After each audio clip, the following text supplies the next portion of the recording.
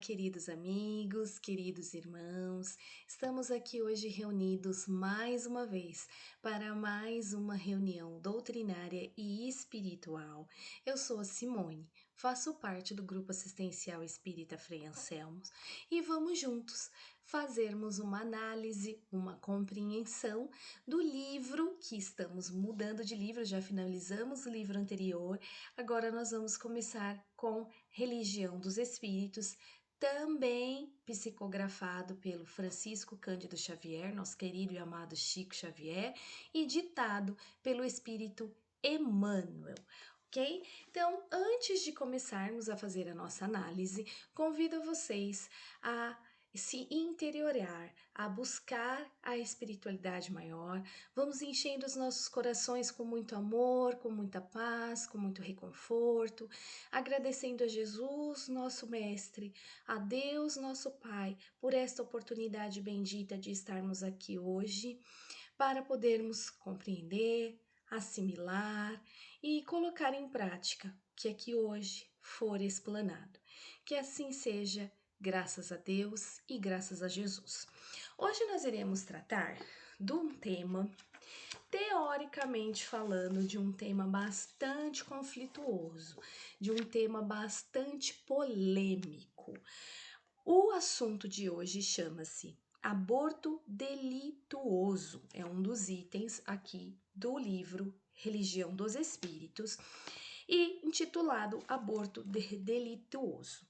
É uma reunião pública do dia 9/1 de 1959, na questão número 358. Então, diz assim: comovemo-nos habitualmente diante das grandes tragédias que agitam a opinião. Homicídios que convulsionam a imprensa e mobilizam largas equipes policiais. Furtos espetaculares que inspiram vastas medidas de vigilância. Assassínios, conflitos, lúdibros e assaltos de todo jaz criam a guerra de nervos em toda parte. E para coibir semelhantes fecundações de ignorância e delinquência, erguem-se cárceres e fundem-se algemas, organizam-se o trabalho forçado, e em algumas nações a própria lapidação de infelizes é praticada na rua, sem qualquer laivo de compaixão. Todavia, um crime existe mais doloroso pela volúpia de crueldade com que é praticado no silêncio do santuário doméstico ou no regaço da natureza. Crime estarrecedor, porque a vítima não tem voz para suplicar piedade e nem braços robustos com que se confiem aos movimentos da reação. Referimos-nos ao aborto delituoso, em que pais inconscientes determinam a morte dos próprios filhos, asfixiando-lhes a existência, antes que possam sorrir para a bênção da luz. Homens da terra, e sobretudo vós, corações maternos, chamados à exaltação do amor e da vida, abstém-vos de semelhante ação, que vos desequilibra a alma e entenebrece o caminho. Fuge do satânico propósito de sufocar os rebentos do próprio seio, porque os anjos tenros que rechaçais, são mensageiros da providência, assomantes no lar em vosso próprio socorro, e se não há legislação humana que vos assinale a torpitude do infanticídio nos recintos familiares ou na sombra da noite, os olhos divinos de nosso Pai vos contemplam do céu, chamando-vos em silêncio às provas do reajuste, a fim de que se vos expurguem da consciência a falta indisculpável que perpetrastes.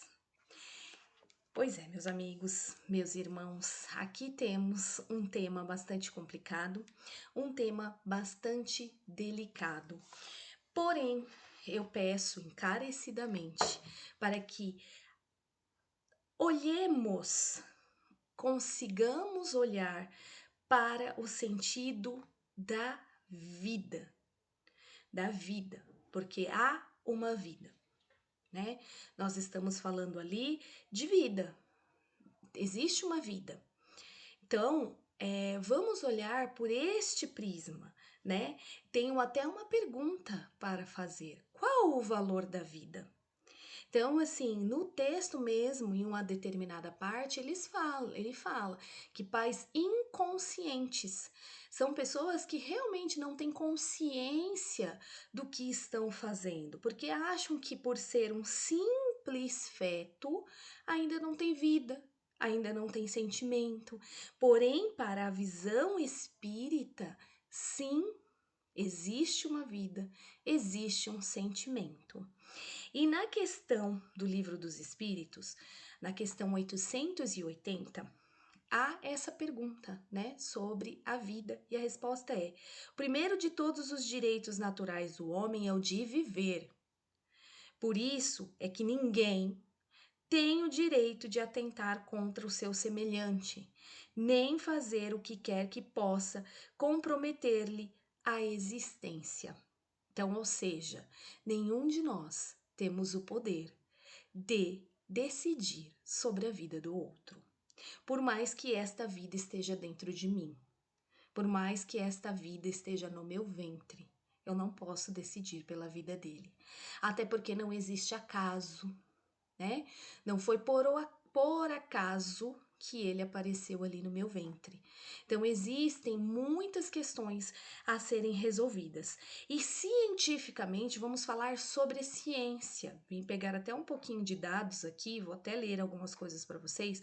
Com o desenvolvimento da ciência, não se pode negar as potencialidades do embrião, sua extraordinária força geminativa, seu DNA inconfundível e único, diferente da mãe, demonstra que ele é uma personalidade independente e a genitora apenas o hospeda em seu ventre durante a gestação. Em um mês, a célula tem um aumento de massa de 10.000 vezes e esta velocidade se desenvolvendo jamais se repetirá em nenhum momento da existência de qualquer indivíduo. Portanto, o abortamento induzido significa a eliminação de uma pessoa biologicamente viva. Então, aqui ainda volta, tem mais uma partezinha aqui que fala os avanços nos estudos da psicologia fetal e no campo da memória. As pesquisas com ultrassom revelam as personalidades do bebê e a riqueza de sua vida psicológica pré-natal, mesmo na fase inicial do desenvolvimento do embrião. Então, caso a gente ainda tenha essa noção de que ele ainda tá pequenininho, ainda não fez um mês, ou só tem um mesinho, não vou estar tirando uma vida. Sim, está tirando uma vida sim.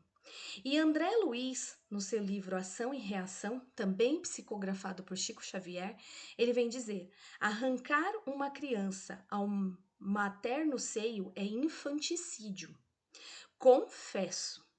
A mulher que o promove ou que venha a cometer semelhante delito é constrangida por lei revogáveis a sofrer alterações deprimentes no centro genésico de sua alma, predispondo-se geralmente a dolorosas enfermidades. Então, o respeito à vida, desde que se inicia, é fundamental. O acaso, como eu disse no começo, não existe. Portanto, mulher nenhuma engravida por acaso. O espírito ligado a ela no momento da concepção é alguém que depende dela para crescer, educar-se e evoluir.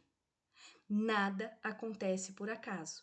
O que nos parece, por ora, uma calamidade, tem sempre uma programação prévia nas esferas superiores, por mais que o nosso entendimento limitado ainda não compreenda. Tudo no universo é harmonia e perfeição. A cada causa desviada do propósito do bem, há de virá uma correção através de experiências por vezes dolorosas, mas necessárias no retorno ao caminho reto. Conforme sabemos, né? Como já disse, o acaso não existe, ninguém é vítima de ninguém, portanto, a mãe que recebe em seu ventre este irmão necessitado também é carente de reparação dos erros pretéritos que devem ser expurgados nesta ocasião. É a chance de recuperar a paz e o equilíbrio outra hora destruídos. É na carne que aprendemos as lições profundas do amor que nos elevará um dia, em definitivo, da terra para o céu. O homem é convocado a exercer a vida em toda a sua extensão, pois a vida se estende muito além do campo da matéria, na dimensão do espírito. Jesus nos disse: Eu vim para que tenham vida e vida em abundância. Todo homem reconhece na lei natural o direito de viver que traz inscrito na sua consciência. Portanto, o direito desse bem deve ser inteiramente respeitado, a despeito da nossa ignorância nos propósitos divinos. É importante respeitar, defender, amar e servir a vida. Este é o caminho para a justiça, o progresso, a liberdade, a paz e a felicidade. É no esforço conjunto que crescemos para edificar uma nova civilização voltada para a verdade e para o amor. O aborto, meus irmãos, perante a visão espírita, é algo que é difícil de aceitar, né? Porque, como eu acabei de explicar, é uma vida que nós estamos tirando e nós não temos esse direito, sabe? É o início da vida humana e há uma programação inteira para que essa criança venha. E se ela veio, eu não tenho esse direito de tirá-la de mim. Então, para a doutrina espírita, está claramente definida a ocasião em que o ser espiritual se insere na estrutura celular, iniciando a vida biológica com todas as suas consequências. Então, não tem, claro, nós somos amparados por leis, porque aí vocês vão poder me questionar. Mas, Simone, e aí? E o aborto pelo estupro? É amparado por lei que a mãe possa tirar. É algo traumatizante, eu acredito que sim. Não deve ser fácil para essa mãe que sofreu um ato criminoso e descobre, né, que deste ato resultou uma vida. Deve ser torturante para esta mãe ter essa iniciativa e ter essa decisão, né? E eu fui pesquisar também sobre o aborto por estupro na visão espírita e justo é perguntar se foi a criança que cometeu o crime. Não foi a criança que cometeu o crime, por mais que doloroso seja, por isso que no início eu falei que eu pedi encarecidamente para que nós olhássemos para este tema de uma forma, de uma visão da vida, porque a criança que está ali iniciando, ela não tem culpa do que aconteceu. Ela simplesmente, né, por que imputar-lhes a responsabilidade por um delito da qual ela não tomou parte? Não foi a culpa dela, né? Portanto, mesmo quando uma gestação decorre de uma violência, como o estupro, a posição espírita é absolutamente contrária à proposta do aborto, ainda que haja respaldo na legislação humana. No caso de estupro, quando a mulher não se sinta com estrutura psicológica, que obviamente na maioria das vezes deve ocorrer esta, né, não ter essa estrutura psicológica para criar o filho, cabe à sociedade e aos órgãos governamentais facilitar e estimular a adoção da criança nascida, ao invés de promover a sua morte legal. O direito da vida está naturalmente acima do ilusório conforto psicológico da mulher. É claro que existe, como eu falei para vocês, e tá aqui, né? A mulher pode não ter essa estrutura psicológica, pode não ter esse entendimento quando venha sofrer por estupro. Claro, a nossa lei, a lei dos homens, ela tem esta oportunidade. Recentemente nós tivemos casos, né, que teve aborto e que foi concedido, ou teve o estupro e foi concedido o aborto. Mas aí cabe a nós, como eu falei, né, olharmos para a vida, para a vida.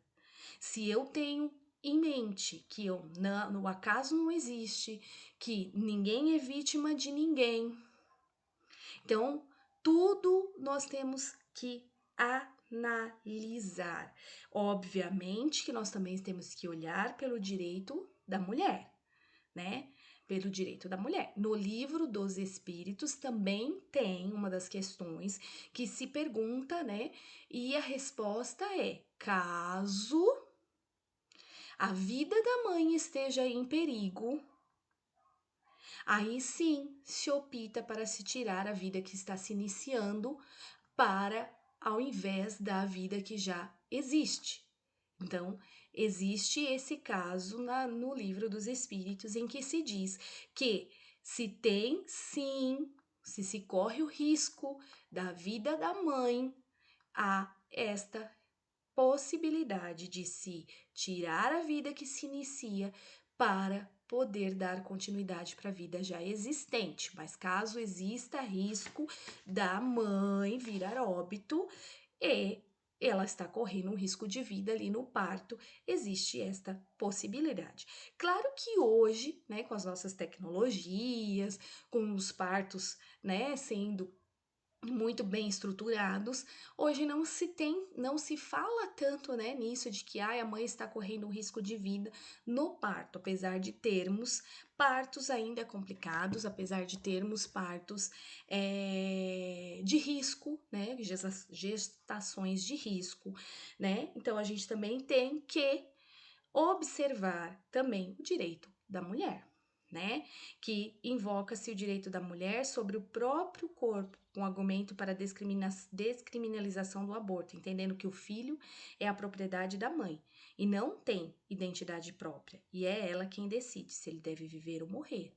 Aí não, né? Porque ele pode não ter o direito de escolha, né? Mas ele é uma vida.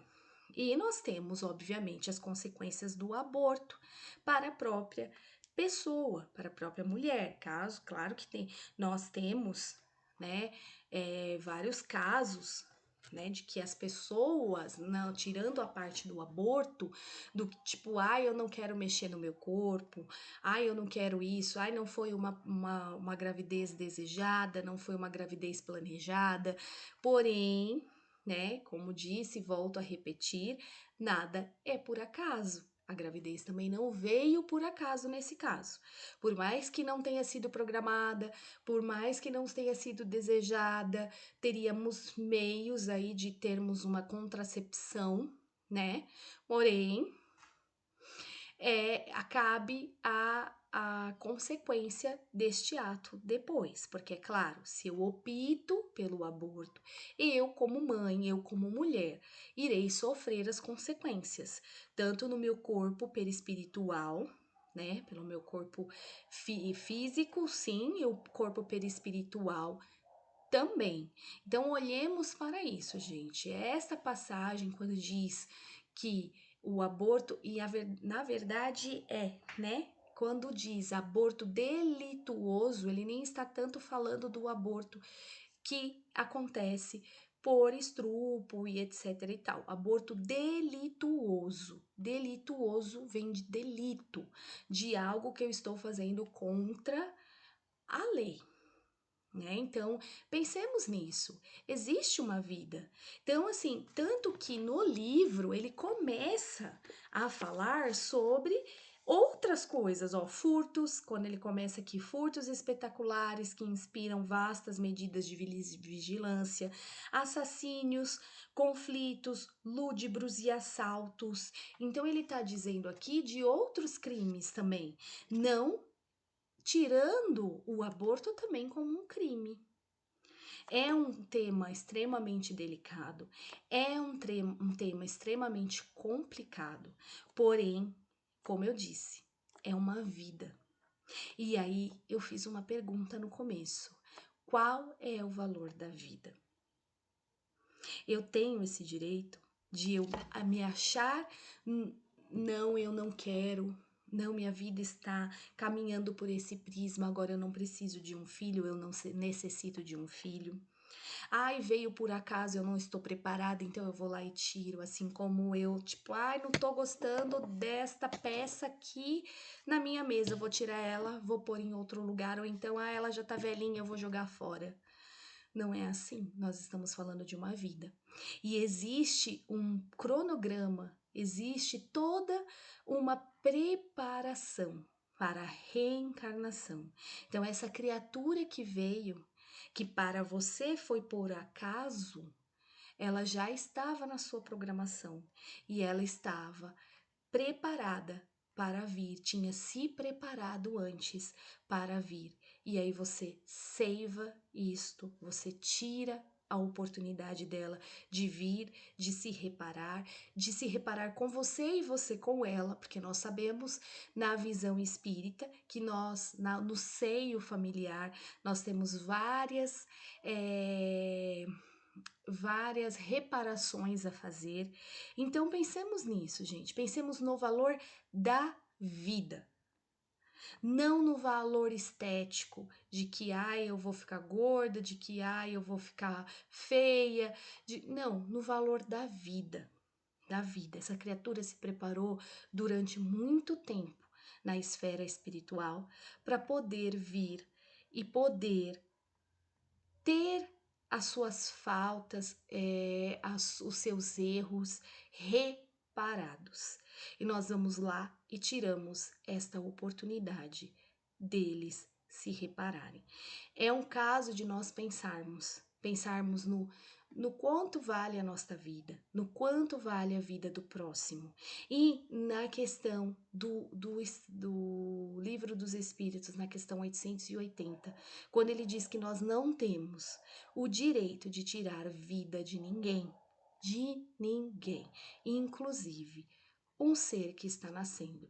E cientificamente provado, que foi que eu li para vocês, que em um mês, né, o tanto que se multiplica as células em um embrião.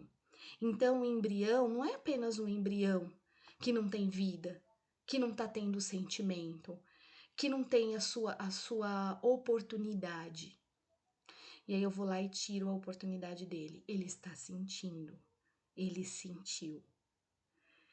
Ele pode ficar rancoroso. Então vamos pensar, vamos analisar, né? Pela ótica da vida, se eu não posso tirar a vida de ninguém. E finalizo com aquela frase que eu li há pouco de Jesus, que tenha vidas e vida em abundância. Se é para nós termos vida e vida em abundância, eu não posso tirar qualquer que seja a vida de um ser vivo, de um ser humano que está ali para nascer e para se recuperar, porque nós estamos aqui no planeta Terra, a Terra, né, é o nosso hospital e a nossa escola. Nós viemos aqui para nos tratarmos e para nos educarmos. Então é isso, meus irmãos, vamos pensar com carinho, né, sobre este tema e vamos finalizando agradecendo a Jesus, a Deus nosso Pai, por esta oportunidade bendita de estarmos aqui hoje reunidos e vamos rogando que possamos colocar em prática tudo o que aqui hoje nós ouvimos, tendo um olhar mais amoroso, um olhar mais humano sobre a vida do próximo, seja o próximo quem seja o próximo um pequeno embrião, seja um próximo já um homem formado. Que assim seja, graças a Deus e graças a Jesus.